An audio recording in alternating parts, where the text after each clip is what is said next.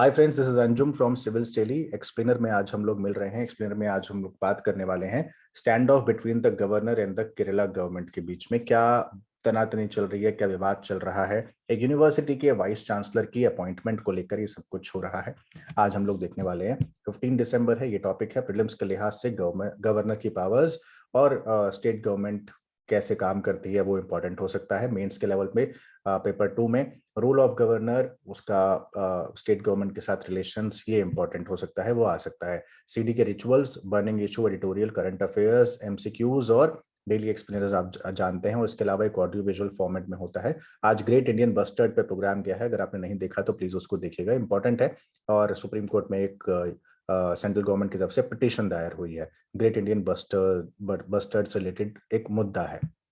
आते हैं Gopinath Ravindran, vice chancellor हैं कन्नूर यूनिवर्सिटी के, रीअपॉइंटमेंट हुआ है उनका। अब गवर्नर का ये कहना है केरला के कि ये जो अपॉइंटमेंट हुआ है ये मेरी डिसीजन के खिलाफ जाकर हुआ है, मैं इससे खुश नहीं था, मैं नहीं करना चाहता था।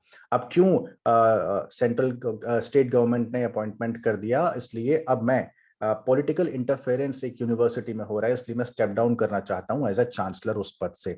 चांसलर का काम क्या होता है? चांसलर एक यूनिवर्सिटी का करता धरता एक तरीके से होता है, उसके पास ये पावर होती है।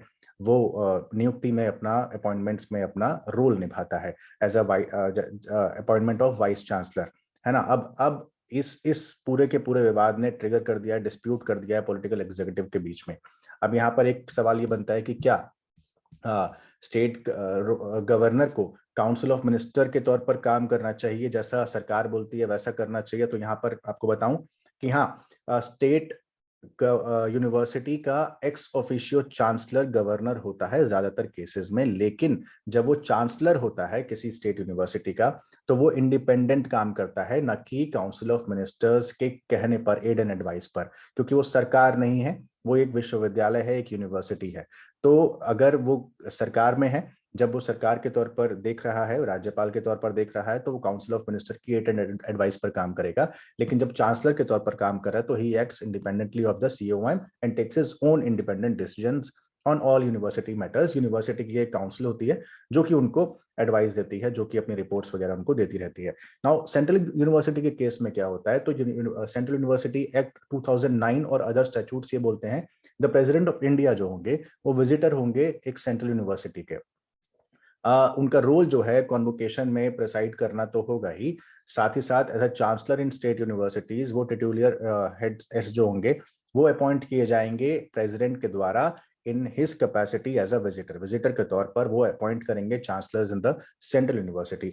आप ये देखिए, जो ओहदा स्टेट गवर्नमेंट में एक गवर्नर को है, वही ओहदा सेंट्रल यूनिवर्सिटीज में एक राष्ट्रपति को होता है, प्रेसिडेंट को होता है। वाइस चांसलर भी अपॉइंट किए जाते हैं विजिटर के द्वारा ही, उन पैनल के नेम, नाम में से जिन्हें एक सिलेक्शन कमिटी का पैनल भेजता है। एक सिलेक्शन कमिटी बनती है, वो 5 या 4 नाम सुझाती है वाइस चांसलर के लिए। वो प्रेसिडेंट के पास जाते हैं, प्रेसिडेंट चूंकि विजिटर होते हैं उनके पास जाते हैं, फिर वो उनमें से एक नाम पिक करके, जो भी उनको ठीक लगता है या फिर जो भी कहा जाता है, जैसा भी होता होगा, तो वो उस नाम को आगे बढ़ाते हैं और वो बनता है वाइस चांसलर। तो उनकी भी वहां पर एक महत्वपूर्ण भूमिका होती है, ठीक वैसे ही जैसे एक गवर्नर की होती है। नाउ ये पूरा का पूरा विवाद था स्टेट यूनिवर्सिटी के को लेकर गवर्नर और केरला के सीएम के बीच में। Now the act adds that the president as a visitor shall have the right to authorize inspection। आप इंस्पेक्ट कर सकते हैं यूनिवर्सिटी में जाके, एकेडमिक नॉन एकेडमिक एस्पेक्ट से देख सकते हैं कि इंस्टीट्यूशन में चल क्या रहा है, पूरी इंक्वायरी कर सकते हैं। स्टेट यूनिवर्सिटीज में ये काम चांसलर करता है। नाउ अब ये देखना है कि कॉन्स्टिट्यूशनल प्रोविजन क्या है गवर्नर को लेकर, है ना। तो आप जानते हैं कॉन्स्टिट्यूशनल हेड होता है एक स्टेट का, बियॉन्ड द एडवाइस बाउंड होता है एडवाइस पर काम करने के लिए काउंसिल ऑफ मिनिस्टर्स की। यूनियन गवर्नमेंट और स्टेट गवर्नमेंट के बीच लिंक होता है, लिंकिंग का काम करता है, एक पुल का काम करता है। आर्टिकल 153 कहता है कि there shall be a governor of state. तो ये आर्टिकल्स आपको पता होंगे, ये तो रोज आप पढ़ते ही हैं। आर्टिकल 163 कहता है कि काउंसिल ऑफ मिनिस्टर होगी, जो कि जिसकी एडवाइस पर काम करेगा। गवर्नर को प्रेसिडेंट अपॉइंट करते हैं और नॉमिनी होता है वो सेंट्रल गवर्नमेंट का, ये भी आप जानते हैं। आर्टिकल 200 क्या बोलता है कि गवर्नमेंट किसी विधेयक पर, किसी बिल पर अपना असेंट दे सकता है, विदहोल्ड कर सकता है, या प्रेसिडेंट के कंसिडरेशन के लिए उस बिल को रख सकता है जो कि लेजिस्लेटिव असेंबली ने पास करके भेजा है। आर्टिकल 213 बोलता है कि ऑर्डिनेंस, अध्यादेश जारी कर सकता है ना। नाउ कंट्रोवर्सीज क्या क्या आती हैं गवर्नर के रोल को लेकर, इसके अलावा 365 356 आर्टिकल बहुत इंपॉर्टेंट है, आपको पता होगा, है ना। मैंने शायद वो यहाँ पर लिखा नहीं है, एक दो आर्टिकल्स और हैं, उनको आप प्लीज आप देख लीजिएगा।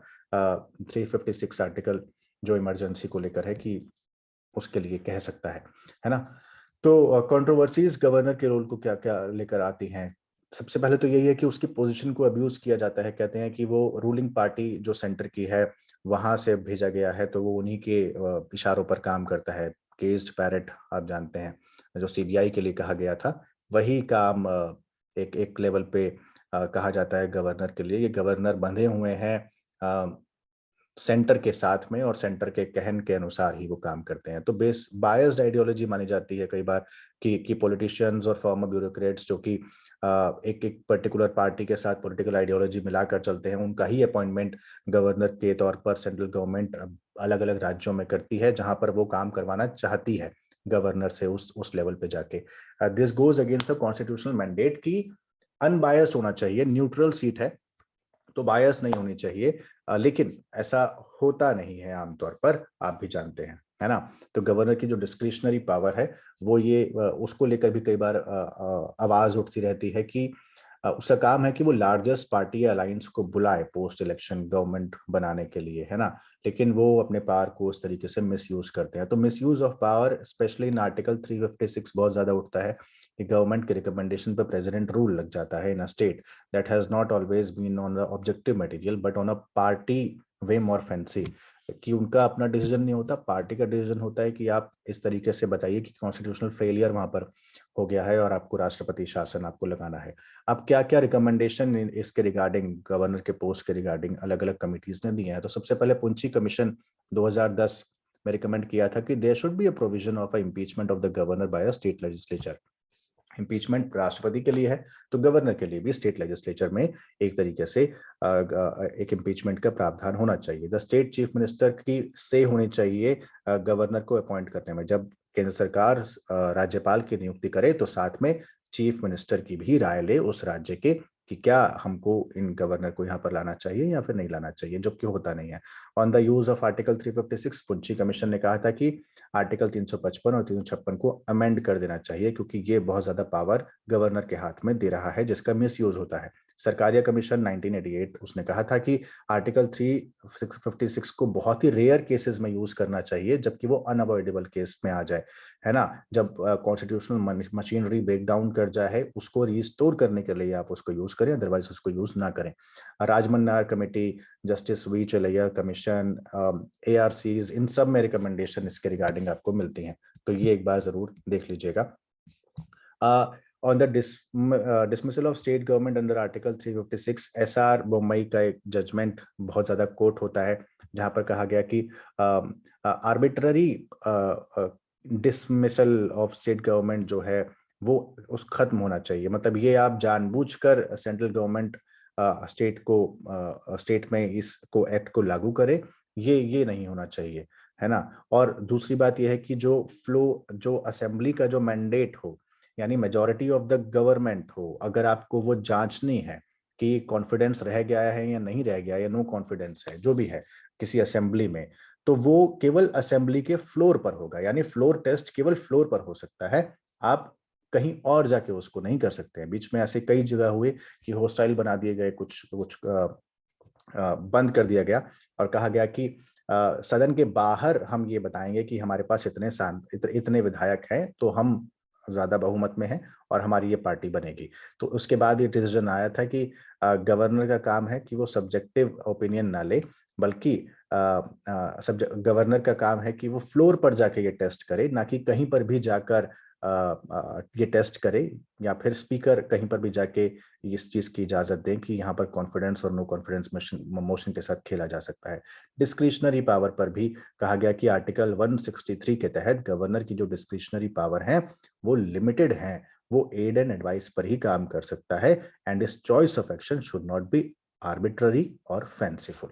तो ये कुछ कॉन्स्टिट्यूशनल प्रोविजन थे, कुछ रिकमेंडेशंस थी। ये पूरा का पूरा विवाद था गवर्नर ऑफ केरला और केरला गवर्नमेंट के बीच। आपको अगर सिविल सेल की 1-on-1 मेंटरिंग लेनी है तो आप डिस्क्रिप्शन बॉक्स में दिए गए लिंक पर क्लिक करके ऐसा कर सकते हैं। अगर चैनल सब्सक्राइब नहीं किया तो सब्सक्राइब जरूर करें और नोटिफिकेशन बेल को ऑन रखना ना भूलें। अगर किसी टॉपिक पर आप चाहते हैं कि हम एक्सप्लेनर बनाएं तो वो भी प्लीज कमेंट बॉक्स में जरूर बताइएगा। पढ़ते रहिए, अपना बहुत ख्याल रखिए। बहुत शुक्रिया।